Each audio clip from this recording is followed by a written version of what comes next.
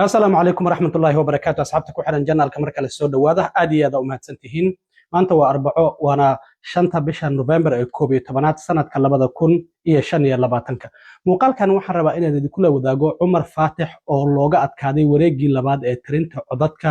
doorashadii shalay ka dhacday Minneapolis ee loo tartamayay duqa magaalada Minneapolis. Cumar Faatix waa uu qirtay in laga adkaaday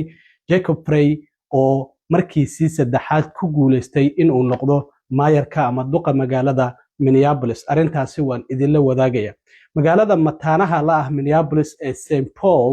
oo iyadana taariikh cusub dhigtay kadib markii sanadkii horena doorashadii dhacday ay taariikh cusub magaaladaasi dhigtay haddana markeedii ugu horeysay ayaa haweeney loo doortay maayarka magaalada St. Paul iyadoo ka adkaatay ninka labada mar horey u guuleystay ee Melvin Carter oo nin madow ahaa. arrintaasina waan idinla wadaagaya. Zohran Mamdani oo taariikh cusub isaguna xalay dhigay markii doorashadii magaalada ugu weyn Mareykanka ee New York ku guuleystay isla markaana noqday ninkii ugu horeeyay ee Muslim ah ee duq magaalo ka noqdo magaalada New York ayaa khudbadiisii xalay u jeediyay waxa uu si toos ah ula hadlay Trump oo wuxuu yiri soo daa waxaad hayso kaama baqaye. arrintaasina waan idinla wadaagayaa balse si rasmi ah maanta ugu guuleystay duqa magaalada Minneapolis kadib markii dib loogu laabtay tirinta codadka oo arrintii aan idiin sharaxay xalay oo ahayd Ranky Joyce votingka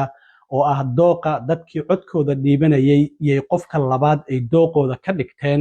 ama kala sarreynta codadka ayaa markii dib loogu laabtay waxaa si rasmi ah ugu guuleystay duqa magaalada Minneapolis Jacob Frey. xalay waxaan ogeyn 41.7 inuu helay, Cumar Faatixna oo helay 31.6, laakiin waxaa guuleysan lahaa musharaxa 50% ama ka badan codadka hela, waxaana wareegii ugu dambeeyay ee tirinta codadka Jacob Frey oo helay 53%, taasi oo ka dhigaysa musharaxa ku guuleystay maayarka magaalada Minneapolis halka Cumar Faatixna 47%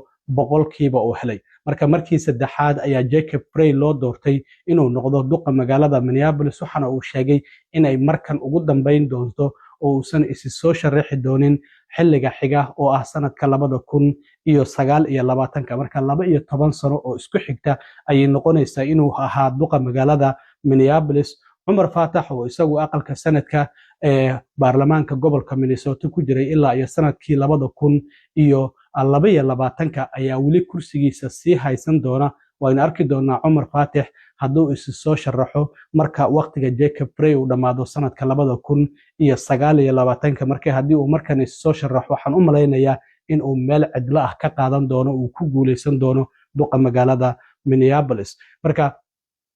Cumar Faatix bartiisa Facebook ayaa saacad ka hor waxa uu soo geliyay uu ku qirtay in looga adkaaday doorashadii. wuxuu yiri waa mahadsantihiin Minneapolis, tan ma ahayn natiijada aan doonaynay, waxaan u mahad celinayaa qof kasta oo ka qayb qaatay ololahigii doorashada oo aan meel hoose ka soo bilaabnay, laakiin waxa uu yiri waan sii wadi doonaa inaan idinla dagaalamo si aan u dhisno magaalo aan u qalanno mustaqbalka. marka waxaa muuqata in halkaasi uu qoraalkiisan kooban uu ku sheegayo inuu weli rajo ka leeyahay in uu mar kale isi soo sharaxo oo u tartamo duqa magaalada Minneapolis. marka Jacob Frey ilaa iyo sanadkii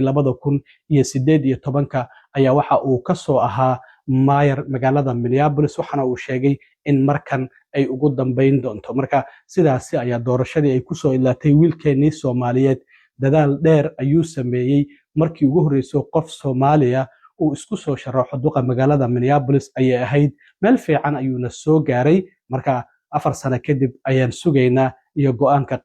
uu qaato haddii uu mar kale isi soo sharaxo. intaas haddii aan ka gudbo magaalada Minneapolis iyo weliba tartankii duqa magaalada, sidoo kale magaalada mataanaha laha ee St. Paul ayaa sidoo kale tartan kale uu ka socday. waxaa ku tartamayay xubno dhowr ah, laakiin waxa ugu cadcadaa haweeney 3 bilood ka hor tartanka soo gashay oo la yiraahdo Coley Hare iyo sidoo kalena Melvin Carter oo 8 sano ee la soo dhaafay magaalada St. Paul hogaaminayay. haweeneydan oo 52 jir ah ayaa taariikh cusub dhigtay, waxayna noqotay haweeneydii ugu horeysay ee maayar ama duq magaalo ka noqota magaalada St. Paul. waxay noqonaysaa maayarkii 56aad oo magaaladaasi ay yeelato. Melvin Carter oo ah nin madow ah ayaa sanadkii 2017 loo doortay in uu noqdo duqa magaalada St Paul waxaana 2021 xilligii COVID-ka iyo weliba dilkii George Floyd mar kale dib loo doortay wuxuuna ahaa maayarkii 55aad marka haweeneydan asal ahaan waxay ka soo jeedaa wadanka Laos waxayna iyadoo ilimeynaysa hadalkeedii ugu horeeyay ay ku sheegtay inay aad ugu mahadcelinayso familkeeda oo qaxootiga Hmong la yiraahdo wadankan ku yimid sanadkii 1970 waxaana ay taariikh cusub ayay dhigtay haweeneydan oo markeedii ugu horeysay maayar ka noqotay magaalada St Paul sidoo kale waxaa jirta sanadkii hore doorashadii dhacday in dawladda hoose dhammaanba 7 xubnood ee magaalada St Paul markii ugu horeysay taariikhda ay dhammaantoodba noqdeen haween marka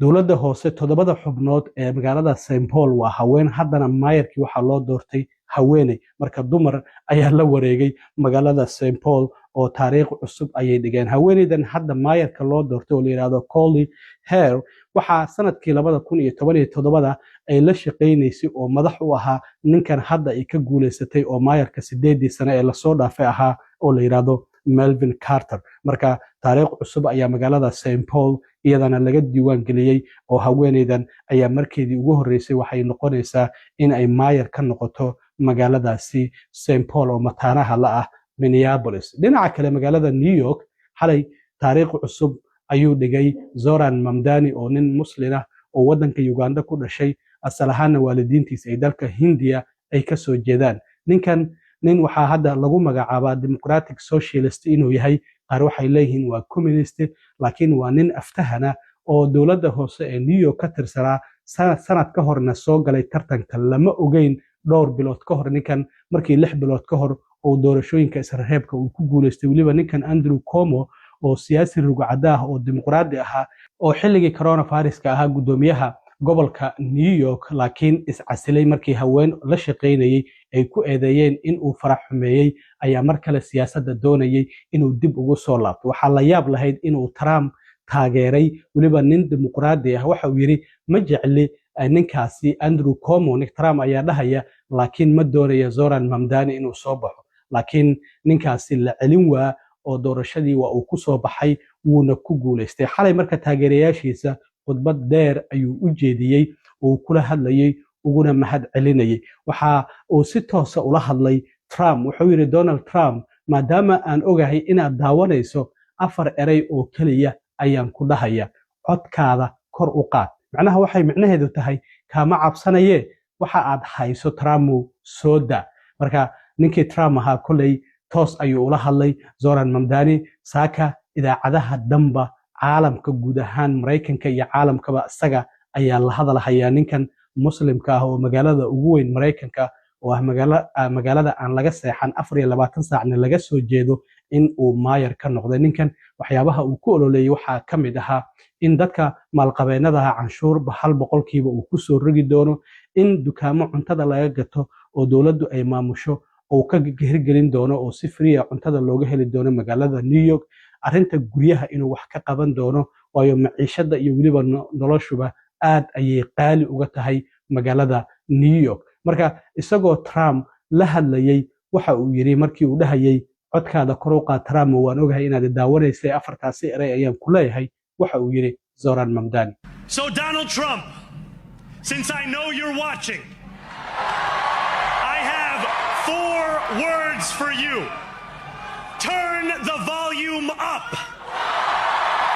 aad iyo aad u mahadsantiin asxaabta intaan mar kale kulmi doono waa saaxiibkiina cilmi waro idin la sida iyo nabadgelyo